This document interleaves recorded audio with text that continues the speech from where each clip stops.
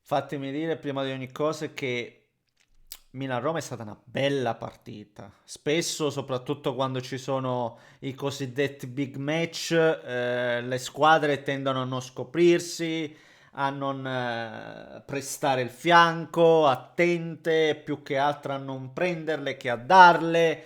Poi stasera scendevano in campo la miglior difesa della stagione di questa Serie A, dall'altro lato Allegri, che conosciamo benissimo, e allora dici, ma sarà una partita chiusa, senza occasioni, tutto il contrario. Oggi veramente una partita che dal punto di vista dell'intrattenimento non puoi dire assolutamente, e volevo appunto partire da questo, da quello che hanno messo in campo e da quanto ci hanno tenuti incollati allo schermo. Ecco, se la vediamo così, pensando al puro intrattenimento, Milan-Roma è stata una gara dove si è vinto, ecco, in generale. Poi a portare a casa i 3 punti è stato il Milan, ecco, nella giornata in cui è venuto a mancare Galeone, e ovviamente un grandissimo abbraccio alla famiglia, condoglianze.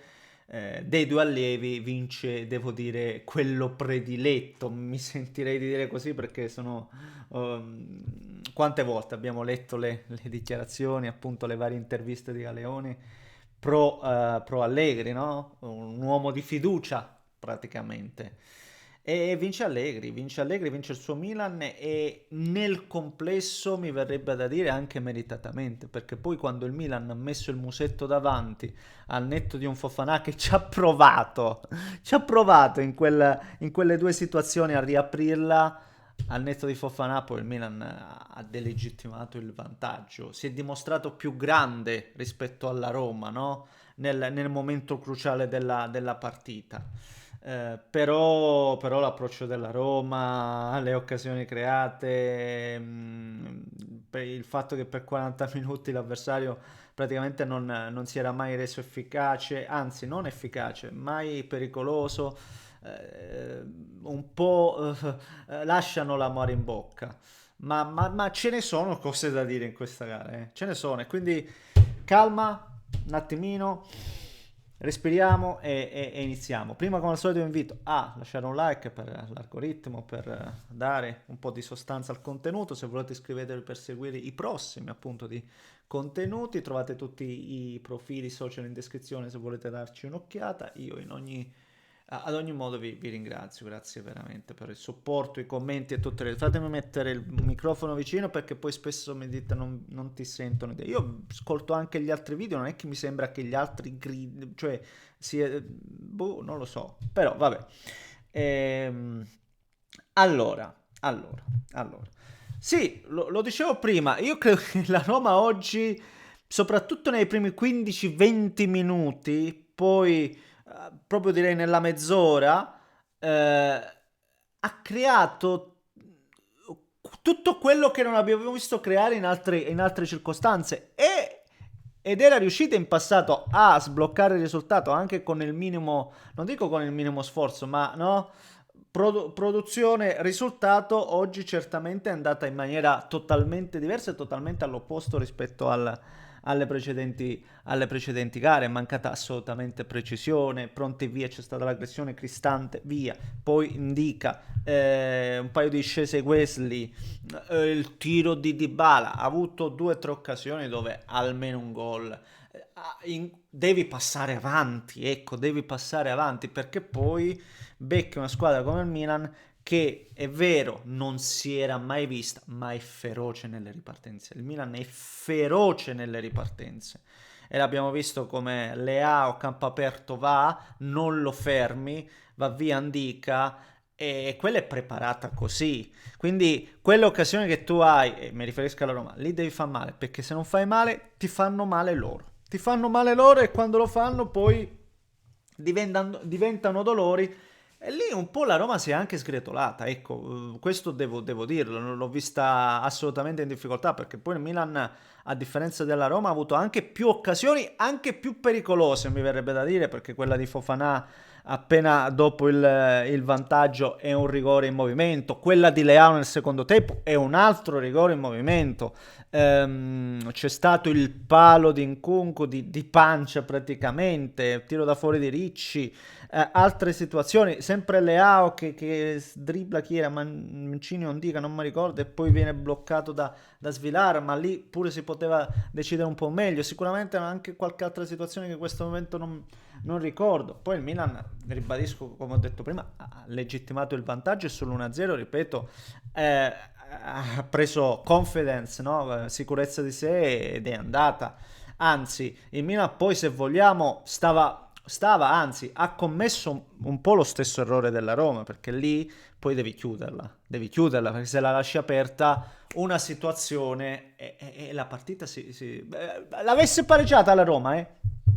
Poi c'era poco da dire, cioè stavi qui a dire entrambe le squadre si sono mangiate, non sono, no? Non hanno concretizzato. E perché non hanno concretizzato? Poi poniamocele anche questo quesito, perché mancano gli attaccanti. È inutile che possiamo fare tutti i discorsi che vogliamo.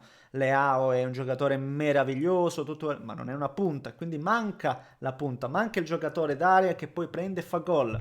La Roma ha deciso anche proprio di non presentarlo, comunque di metterlo come seconda alternativa, e parlo di Dobbik, e forse dovrebbe anche un po' ritrattarla questa situazione Gasperini, perché poi quando è entrato anche oggi Dobbik qualcosina ha dato, penso subito alle varie sponde e la sponda che porta alla conclusione di Pellegrini, lì si guadagna la punizione che poi si traduce in rigore sulla respinta sempre del solito Fofana, che prima entra con la gamba tesa, alta, altina e si arrabbia, poi sta col braccio larghissimo e si arrabbia.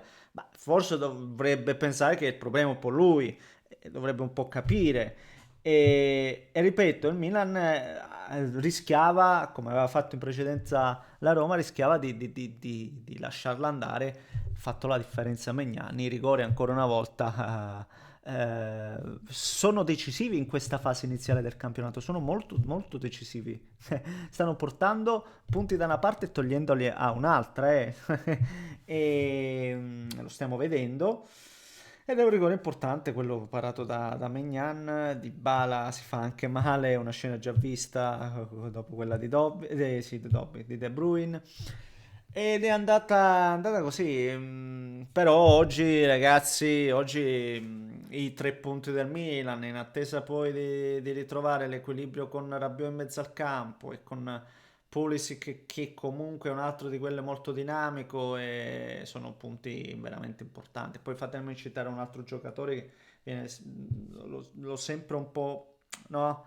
Saelemaekers, ancora una volta Saelemaekers, ragazzi, fa la doppia fase. Appena è andato vicino a Allegri se l'è abbracciato, no? È un giocatore che l'anno scorso pendeva dalla parte della Roma, quindi a Roma lo sanno benissimo il suo valore. Bene, bene. E devo dire bene anche il Milan dopo il vantaggio, perché ribadisco, al netto delle scempiaggini di Fofana, poi si è dimostrato solido, no? Si è dimostrato duro.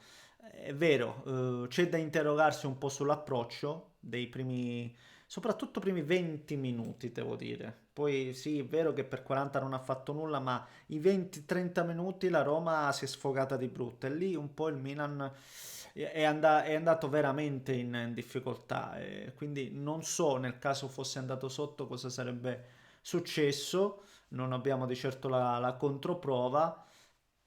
E quindi chissà, quell'approccio iniziale. Poi c'è da dire, attenzione, dall'altro lato c'era la Roma, la Roma sta facendo un grande campionato.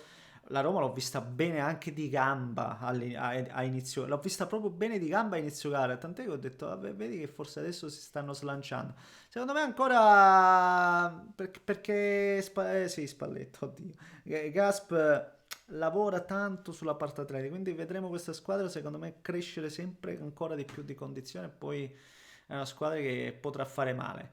assolutamente. Ma oggi a fare male è stato il Milan che porta a casa, come ho detto prima, 3 punti che sono massicci, sono massicci, sono importanti. Adesso ci divertiamo perché siamo 4 squadre in un punto e veramente il campionato ancora deve prendere la sua forma in chiave scudetto, assolutamente. Non ci si può di certo sbilanciare, io non me la sento affatto. Fatemi sapere cosa ne pensate voi, commentate, like, se volete iscrivetevi al canale. Un grande abbraccio da Neschio.